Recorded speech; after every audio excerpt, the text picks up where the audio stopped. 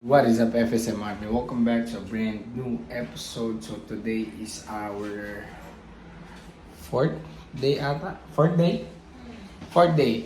So ngayon, kahapon pumila tayo ng Supreme. So for today, pipila tayo ng Keith if merong pila kasi release ng Keith NFL Giants. So meron siyang in-store. So yun, tignan natin.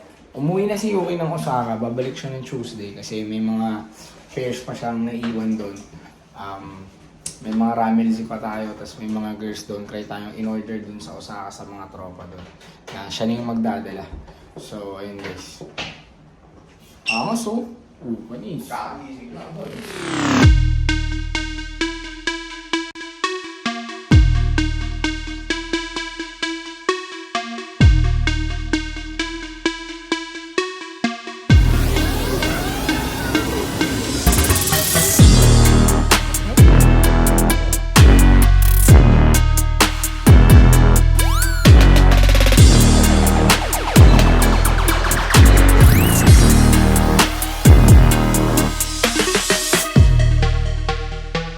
Guys, ganda ng damit ko.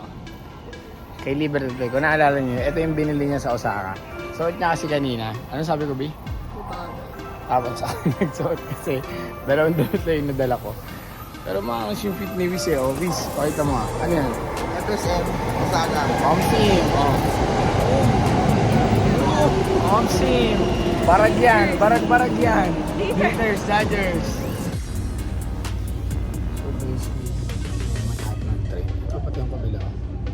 So 5 minutes na kami dito, hindi ako makaandar. 2 stations na lang, nandun na tayo sa Shibuya. Pero hindi natin alam ano nangyayari. Curious. Ayun, umandar na. Makaandar na tayo. Bili na tayo ng mga Keith Giants. Actually, konti pala yung nabili natin kasi may limit sila. Although marami naman tayo, kaya marami-rami rin tayo nabili. Pero sakto lang kasi 1 pair per colorway. Pero yun, may mga nabili na tayo. So guys, galing kami dito sa Supreme.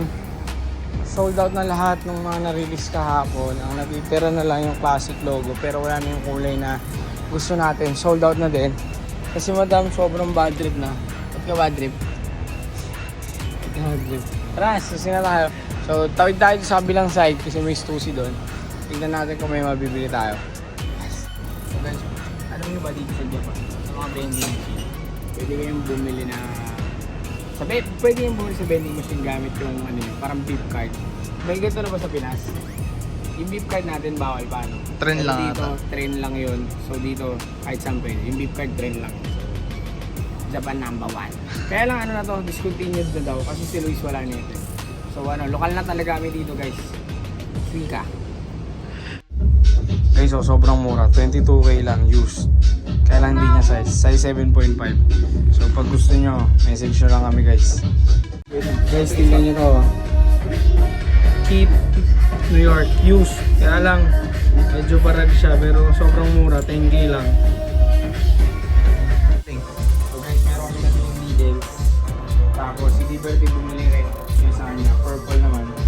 So, magkano tayo, mag-flare tayo. Sabi kasi ni Master Flare. Bakit ito sa amin. Si Luis, the Master Flare. So yun guys, pakita namin sa inyo pag nasuta namin. So galing kami ng needles. Medyo meron tayong bagong brand na nati-trip. Actually, dati ko pa trip yun. It's just mukha siyang Adidas. ano? Mukha kasi siyang Adidas, okay? Pag hindi mo alam. So ako, nagdadalawang isip ako magsuot nun. Kaya ang mga trip ko na needles, yung logo lang. Pero yun, kumuha tayo ng mga pang-stock para sa store. So, pakita namin siya sa inyo guys. St. John Pay for us. Bakit? Kailangan na. Hindi ko alam, nakadami na ata. Sobrang na, mga 10 na ata St. John na benta na ito guys. Ayun o. Santo na ako this point. May pinareserve tayo dito kahapon. So, kukulin natin sa akin. Baba tayo guys. Guys, meron ulit tayong binili. Pamin si Keith. Then Keith pants. Sobrang hagad na ng pagmumukha ko. Tapos namin dito sa Harajuku. Okay, this is the end of Harajuku. Punta tayo ngayon ng Shinjuku kasi maaga pa. Tapos ano lang kami, strawberry fetish. So ayun guys, kita tayo Shinjuku. Still on the verge of needles hunting guys. So na-addict na sa needles si Madam Damin. Pero maganda yung mga nabili namin kanina kasi retail and ano siya, hindi siya yung mga regular needles. So guys, tignan nyo naman. Tignan nyo, naging gabi na. May isang oras siya sa loob ng GU. So, ito may pupuntahan tayong store. Tignan natin kung ano yung laman. Tagal na nito dito guys. Oh. February pa lang, nandyan na yun. Hindi pa nabibili. Magkano yan, B? 9K yen. Magkano yung peso? 3K PH guys. Oh, kit. Brand new. Ang kulit eh. Mams, kunin mo na yan, Mams. Kit outfit. Quiet locks.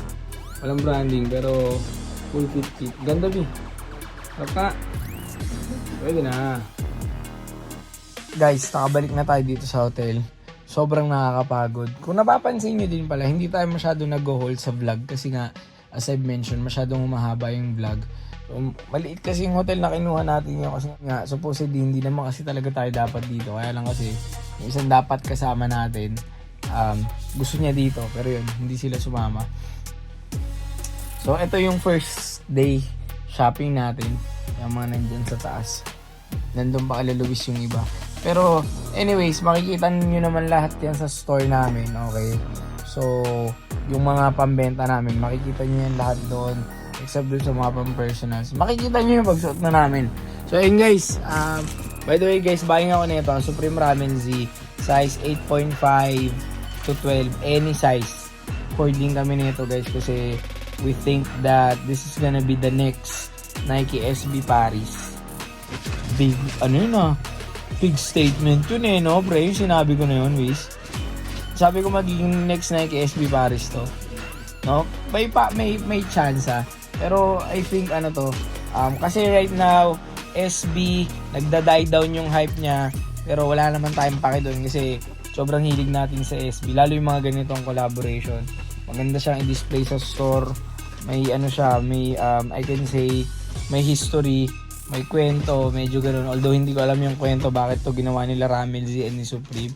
So yun, also buying kami ng mga Supreme Photo Tee kasi magkakaroon tayo sa bago nating store ng Supreme Wall na puro photo tee and puro box logo. As of now kasi konti pa lang yung meron ako.